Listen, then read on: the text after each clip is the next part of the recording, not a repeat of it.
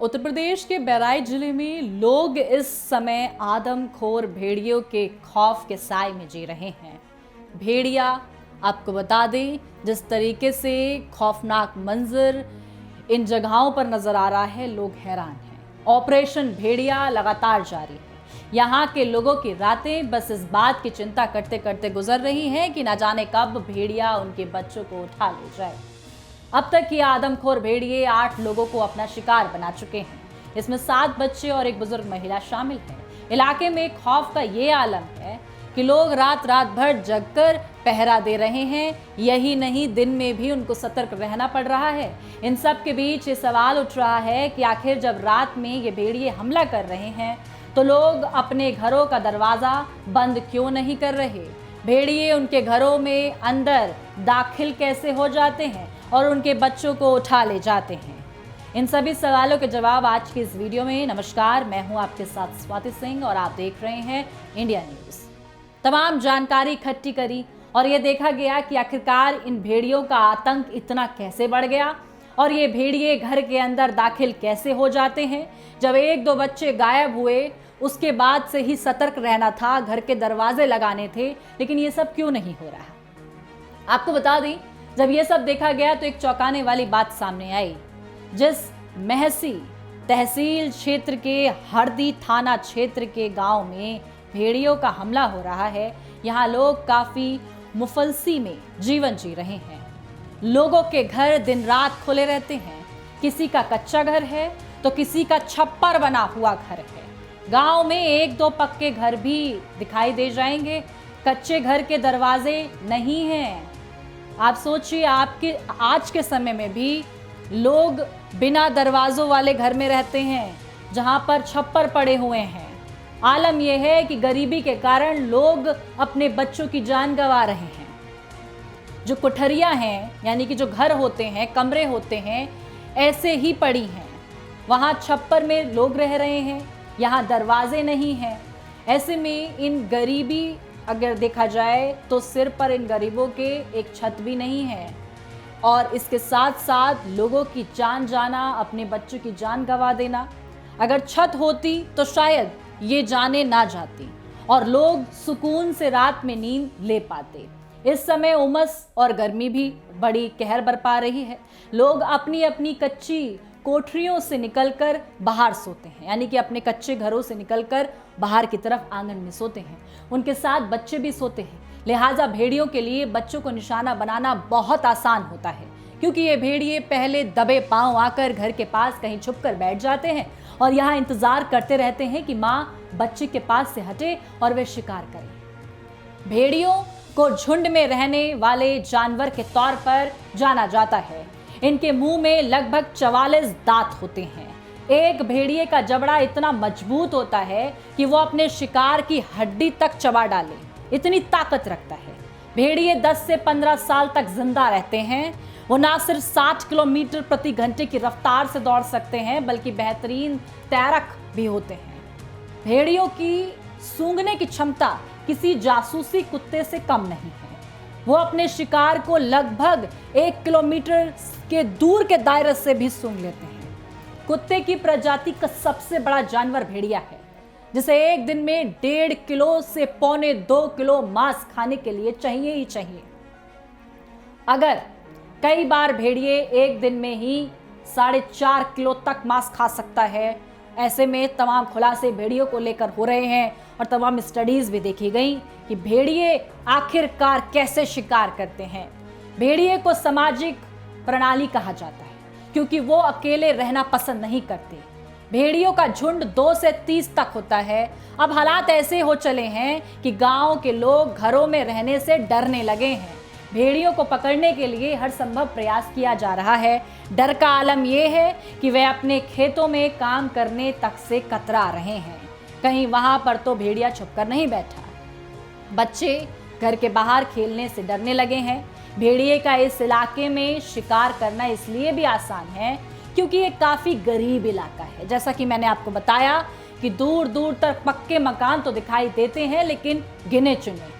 अधिकतर मकानों के ऊपर छप्पर पड़े हैं और कच्चे मकान हैं। जिन घरों में हमले हुए हैं वहां या तो दरवाजे नहीं हैं, या फिर जहां एक आधा अगर देखा जाए जगह पर लोग अपने आंगन में सोते हुए अधिकतर नजर आते हैं, और एक आध आपको पक्के मकान मिल जाएंगे। उनके साथ बच्चे भी सो रहे हैं। ये भेड़ियों का झुंड दबे पांव आकर उन बच्चों को अपना शिकार बना रहा है। ऐसे में इंतजार साफ तौर पर यह है, सरकार क्या कर रही है, कौन से इंतजाम किए गए हैं इन बच्चों की रखवाली के लिए या फिर गांव वालों की रखवाली के लिए। सरकार की नई नई स्कीमें तमाम गरीबों को आवाज देती हैं, लेकिन आखिरकार ऐसे गांव तक वो आवाज क्यों नहीं पहुंचे और आज भी लोग छप्पर में रहते हैं। कई सवाल हैं जो ऐसी ही आपदा आने के बाद खड़े हो जाते हैं। भेड़िए के जिस स्वभाव का अनुसरण करने के लिए कहा जाता है, मौजूदा हालात में वो स्वभाव ही बेहद घातक हो चुका है। भेड़ियों के झुंड में अगर किसी को शिकार का आसान जरिया मिल जाए तो दूसरे सभी भेड़िए उसी तरीके पर चलने लगते हैं। यानी कि अगर एक भेड़िया एक तरीके से शिकार करता है तो उसका पूरा झुंड उसी तरीके को फॉलो करता है।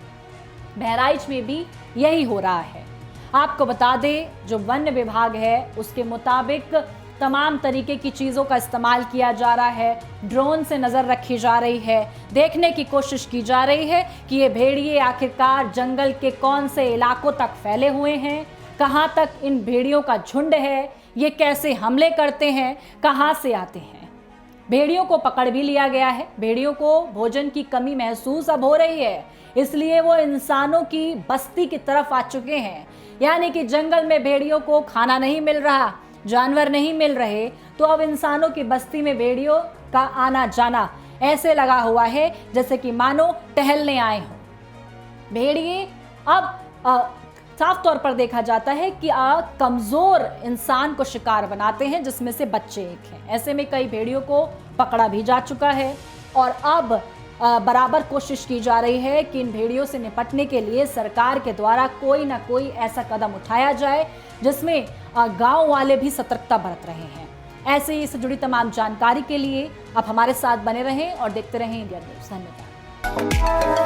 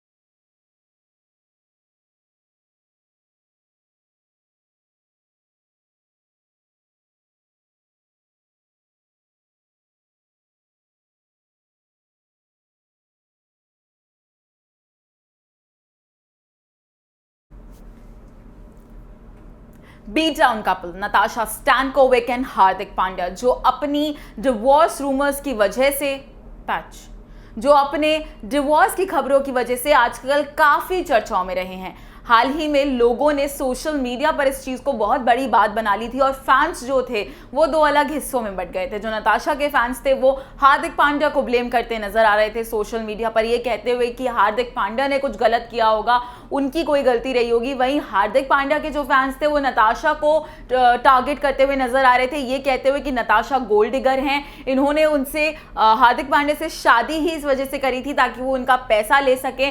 3 शादियां करने के बाद भी कौन शादी तोड़ता है, इसके पीछे एक बहुत बड़ी सोची समझी साजिश थी। इसको लेकर काफी नताशा को टारगेट किया गया, लेकिन हाल ही में जब नताशा ने यह कहा कि हार्दिक पांड्या अपने आप को बहुत ज्यादा प्रायोरिटी देते थे, अपने आप को किसी और को अपने आगे नहीं रखते थे, he was full of himself, he was full about himself, तो इस चीज को लेकर सोशल मीडिया पे लोगों के जो थॉट प्रोसेस था, जो ओपिनियंस थे, वो फिर बदल गए और वो फिर नताशा की साइड से हार्दिक पांड्या को टारगेट करने लगे। लेकिन अब हाल ही में अली गोनी, जी हाँ, एक्टर अली गोनी, जिनका नाम एक्ट्रेस जैस्मिन भसीन के साथ जोड़ा जाता है, जिनके बॉयफ्रेंड है वो, उन्होंने ये कहा है कि जब नच बलिए सीजन 9 के टाइम पर वो नताशा को डेट कर रहे थे, तो वो जब भी उनसे शादी की बात करते थे तो उनका स्टेटमेंट ये आता था कि शादी के बाद वो अपनी फैमिली से अलग रहेंगे and she wanted him for herself, all himself she wanted him for herself. और उसके बाद जब ये बात सीरियस होती गई और उनको लगा कि ये सीरियस में एक बड़ा इशू बन सकता है, तो ये उनकी रिलेशनशिप में बहुत बड़ा इशू बन गया और इस वजह से उनका ब्रेकअप हुआ था। अब इस स्टेटमेंट के बाद नताशा के लिए लोगों के अंदर जो गुस्सा था वो ज़्यादा बढ़ गया। वो लोग ये कह रहे हैं कि नताशा झूठ बोल रही हैं और वो हार्दिक पांड्या को सोशल मीडिया पे टारगेट करना चाहती हैं, इसलिए उन्होंने ऐसा स्टेटमेंट दिया that Hardik Pandya was not interested in her, he was full of herself, he was full of himself.